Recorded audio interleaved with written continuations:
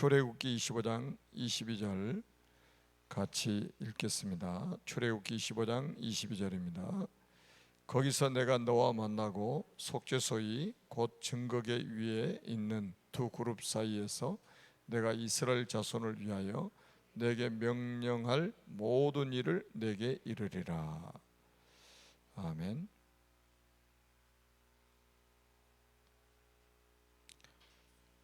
성경 이 한 구절 속에 굉장히 중요한 내용들이 많이 들어있죠. 구약 출애굽한 이스라엘 백성들이 광야에서 성막 중심으로 살았잖아요. 성막의 그 열쇠는 굉장히 중요한 게 이제 하나님 만나는 길을 설명하고 또 하나님 누리는 길을 설명하고 있죠. 거기에 이제 보면은 그 성막 안에 보면 성소가 있고 휘장 뒤로 있는 게 이제 지성소잖아요. 휘장 뒤에 있는 게 지성소인데 그 안에 법궤라고도 하고 또 언약궤라고도 하고 증거궤라고도 합니다. 왜냐하면 그게 다 들어있단 말이에요. 법도 들어있고 증거도 들어있고 그 다음에 언약도 들어있고 그래서 언약 전체 이제 통틀어서 언약궤라고도 이렇게 하죠. 거기서 내가 너와 만나겠다. 그러니까 언약이 있는 곳에 거기서 만나 주시겠다는 거죠. 굉장히 중요합니다. 그리고 또 뭐라고 그랬어요? 뒤에 보니까 이스라엘 자손을 위해 내게 명령할 모든 일을 내게 이르리라. 모든 일을 내게 이르리라 이렇게 말씀하신 거예요. 그러니까 우리가 이 땅에 살아가야 될 모든 뭐 규칙이라든지 법이라든지 다 주신 거죠. 여기서. 그래서 오늘은 이제 증거궤입니다. 오늘 이제 8월 마지막 날인데요. 뭐 하여튼 우리가 이제 그 8월 달 여러 가지 뭐 일들이 있지만은 다 지나가잖아요. 이렇게 다 지나가잖아요. 그러니까 우리는 그러니까 지나가는 것을 붙잡 필요 없고 영원한 것을 우리는 딱 붙잡아야 됩니다. 언약을 붙잡아야 돼요. 언약을 붙잡아야 돼요. 다 지나갑니다. 지나가는 거 붙잡고 씨름할 필요 없어요. 언약만 딱 붙잡으면 된다. 하나님이 걸어만 가도 힘든 광야길에서 이스라엘 백성에게 성막을 만들라고 하셨습니다. 성막 만들기만 합니까? 그야말로 텐트잖아요. 가라고 그러면 또 가야 되고 갈 때 그냥 갑니까? 성막 전체 또 걷어가지고 이 또 걷을 때 우리가 뭐 천막 쳤다 걷은 것처럼 그렇게 대충 걷을 수 있습니까? 그게 다 하나하나 의미가 다 있는데 그리고 또 치라면 또 쳐야 되고 그러니까 이 40년 동안 광야길을 그렇게 했잖아요. 가라면 가고 멈추라면 멈추고 계속 그렇게 산 거잖아요. 그러니까 이게 이제 우리가 그게 굉장히 우리가 신앙생활하는데 그게 이제 기준이란 말이에요. 하나님이 가라면 가고 멈추라면 멈추고 그게 이제 그리스도 중심으로 우리가 살아가는 거죠. 자, 어렵고 힘든 상황 속에서도 하나님은 근본 기본 기초를 언약으로 바로 세우기 위해서입니다. 성막 안에 언약궤를 통해 하나님의 보호와 영원한 말씀의 흐름을 증거를 보이셨습니다. 그렇다면 오늘 하나님이 내게 보여주실 것은 무엇일까요? 첫째, 증거 언약입니다. 애굽의 노예였던 이스라엘 백성이 어린 양의 피를 바르는 그날 운명에서 완전히 해방되었습니다. 여러분, 우리가 이 말씀이 딱 적이 돼 있잖아요. 각인돼 있잖아요. 그 한번 생각해 보세요. 그 6월절 어린 양의 피 딱 이스라엘 백성들이 사는 모든 집에 문 좌우 설주 임방에 딱 뿌려져 있을 때 재앙이 그 피를 보고 넘어가는 그 상황을 한번 보시라니까요. 그 언약 가진 자에게 이 축복을 주신 거예요. 그때나 지금이나 똑같은 거예요. 그때는 어린 양의 피를 뿌렸고 지금은 그리스도의 보배로운 피, 그 언약 있잖아요. 십자가에 설리신 그 피 언약 딱 붙잡으면 모든 저주 재앙은 다 넘어가게 되어 있다. 그리고 재앙만 넘어가는 게 아니라 완전히 해방을 받은 것이다. 애굽에서 해방됐잖아요. 그러니까 이게 굉장히 중요한 거예요. 지금도 사람들은 뭐 점을 치러 가면은 무당들 다 하는 말이 그잖아요. 운명대로 살아라, 운명을 받아들여라, 이거잖아요. 벗어날 수 있는 길을 모르니까, 그러니까 귀신도 그 운명에서 벗어날 답을 주는 존재가 아니잖아요. 그러니까 무당이 기껏 점치러 오는 사람한테 복채 받아놓고 하는 말이 네 운명을 받아들여라, 이렇게 이야기합니다. 우리는 뭐예요? 그 운명에서 해방되는 길을 알려주는 사람들이잖아요. 그 우리가 얼마나 중요한 사람들인가 한번 보세요. 진퇴양난 속에서 하나님이 홍해의 기적을 일으키셨습니다. 홍해의 기적을 일으키셨어요.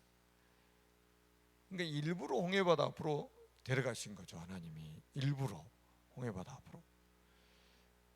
그러니까 사실은 홍해바다 안 거치고도 갈 수 있단 말이에요. 홍해바다를 건너서 이게 이제, 그러니까 일단 홍해바다를 건너는 이유는 뭐냐면, 홍해바다를 건너는 이유가 하나님의 전체적인 계획은 그게 있죠. 제가 지난번에도 말씀드렸던 것처럼 그 영적인 의미를 담고 있는 거예요. 고린도서 10장 4절에 보니까 동시에 이스라엘 백성들이 세례를 베푼 거예요. 거기서 홍해바다, 그렇게 바울은 그렇게 표현을 한 거예요.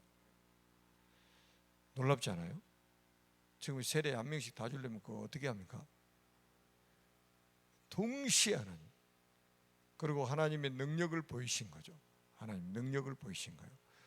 이 사람들은 그 능력을 봐야만이 믿기 때문에.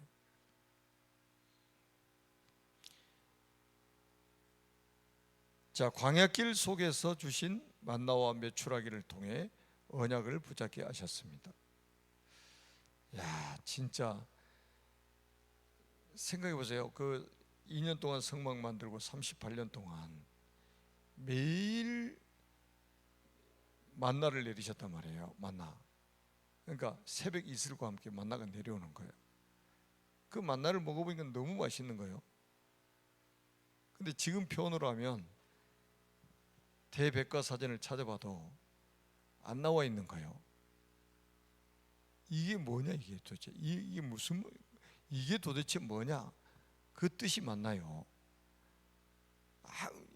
이 세상에서 없는 거잖아요. 세상에 없는 거. 그 이제 먹어보니까 이게 가시도 같고 뭐 세상에서는 그런 맛을 본 적도 없단 말이에요. 애굽에서도 본 적도 없어요. 근데 이게 이제 새벽 이슬이 딱 사라지면 싹 없어져 버리는 거예요. 근데 딱 뭐라 성경에 보면 기가 막히잖아요. 야, 하루 먹을 것만 거둬. 이스라엘 백성들이 또 하루 먹을 것만 걷나요? 욕심대로 또 걷어가 가지고 탁 집에다 갖다 놓으면 남겨놓으면 다 썩어버린 냄새가 나는 거예요. 그러니까 그래서 그 일용할 양식이라는 그 주기도문 속에 나와 있는 거예요. 일용할 양식, 매일매일 하나님 주시는 그 양식을 먹으라는 거죠. 그리고 이제 안식일 전날에는 이틀치를 거둬라. 이틀치를. 왜? 안식일 일하지 말고 예배를 드려야 되니까 이틀치를 거둬라. 진짜 이틀치 딱 걷어가지고 놔두면 괜찮은 거예요. 또 그러니까 우리가 하나님의 말씀을 잘 드려야 된다니까요. 하나님의 말씀을 정확하게 드려야 돼요. 그러니까 우리가 전에도 이제 그런 표현을 썼잖아요. 자, 선악과를 쳐다보는 게 죄입니까? 먹는 게 죄예요? 먹는 게 죄잖아요. 그러니까 딱 쳐다보면서 먹고 싶다, 그게 죄입니까?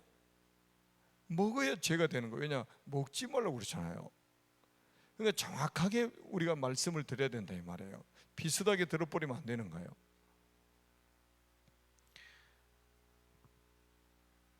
그러니까 매일 새벽에, 그러니까 이스라엘 백성들은 매일같이 기적을 체험한 거죠. 매일같이. 그러니까 매일 이스라엘 백성들이 살아갈 양식을, 그걸 생각해 보세요. 다른 거 안 먹고 그 만나를 가지고 하루 종일 산다고 한번 생각해 보세요. 그 나중에 이제 그러니까 요 인간들이 또 불평하잖아요. 요 인간들이 왜 우리 맨날 똑같은 것만 먹어야 되냐고. 애굽에 있을 때는 뭐 이것저것 다 처먹었는데 그게 막 불평을 하잖아요. 그러니까 이제 하나님이 그래? 그래가지고 만나 이제 메추라기를 이제 동풍을 불게 가지고 주는데 얼마나 주냐면 2규빗. 그러니까 2규빗이면 여기서 여기까지 약 45인치, 45cm 정도 되잖아요. 그게 한 규빗이란 말이에요. 2규빗이면 약 90cm, 그러니까 약 1m 가량 사이드로 만들어 버린 거예요. 너희들 실컷 한번 먹어봐라. 코에서 냄새가 날 정도로 막 먹는 거죠. 그래서 우리가 이제 그런 거를 보면, 야, 이게 진짜 우리 인간의 욕심은 끝이 없구나. 인간의 욕심은 끝이 없다. 여러분 솔직히 보세요. 광야에서 있잖아요. 광야 생활을 할 때 만약에 예를 든다면 하나님이 40년 동안 광야 생활을 하는데 40년 먹을 양식을 한꺼번에 줬다고 한번 생각해 보세요. 그게 축복이 되겠어요? 그것 자체가 저주인 거예요. 40년 먹을 물을 한꺼번에 주고 끌고 다니라고 한다고 한번 생각해 보세요. 그게 저주잖아요. 그게 저주지. 매일같이 하루하루 필요한 양식을 공급해 주시는 게 그게 축복이잖아요. 근데 우리 사람은 뭐예요? 몽땅 한꺼번에 많은 것을 주기를 원하는 거예요. 참, 그래서 우리 인간은 정말로 어리석은 거죠.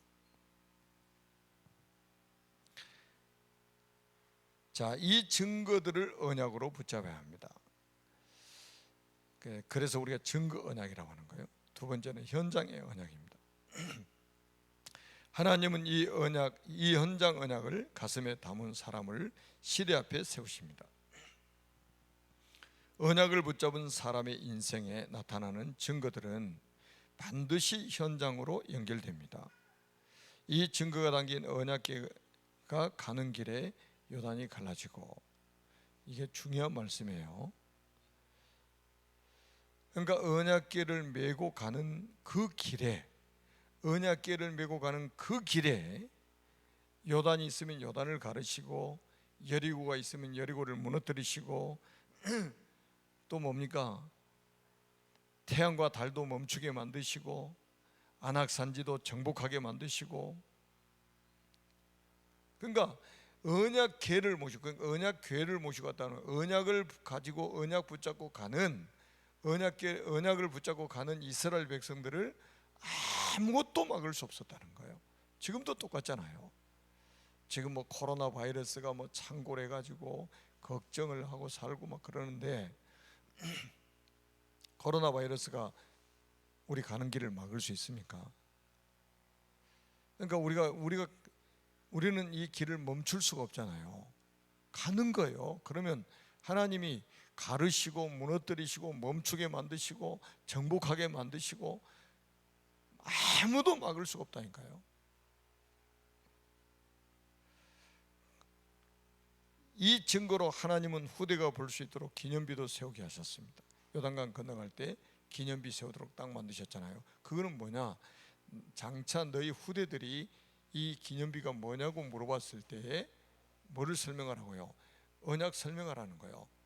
홍해바다, 애굽에 있을 때부터 홍해바다를 건너서 광야 40년 동안 생활했던 거, 그리고 요단을 건너는 이 과정들을 가지고 쭉 언약 설명하라는 거예요. 후대들에게. 하나님의 목적은 그거란 말이에요. 후대들이 오고 오는 여러 세대에 후대에게 언약이 전달되기를 원하시는 거죠. 그래서 우리가 렘넌트 운동을 하는 이유가 그거잖아요. 후대에게. 그래서 우리 인생의 기념비를 세우는 게 굉장히 중요합니다. 우리 인생의 기념비를 세우는 게 중요한 거예요.